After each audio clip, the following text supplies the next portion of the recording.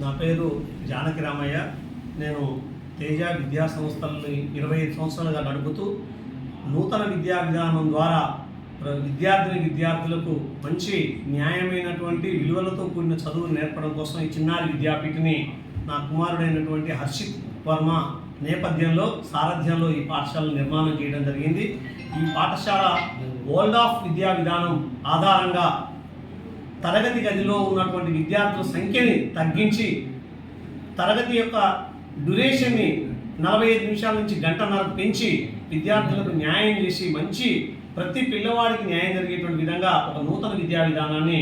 ముందుకు తీసుకురావడంలో భాగమే ఈ చిన్నారి విద్యాపీఠ్ యొక్క ఆవశ్యకత అనేటువంటి విషయాన్ని మీ అందరికీ తెలియపరుస్తున్నాను సార్. చిన్నారి విద్యాపీఠ్ అనేది కేవలం సంపాదనలో భాగంగా కాకుండా ఈ విద్యా సంస్థ విద్యార్థుల్లో ఉన్నటువంటి లోపల ఉన్నటువంటి వాళ్ళకు ఉన్నటువంటి అంతర్లీనమైనటువంటి శక్తిని బయటికి తీయడం కోసం స్థాపించబడినటువంటి ఒక విద్యా సంస్థగా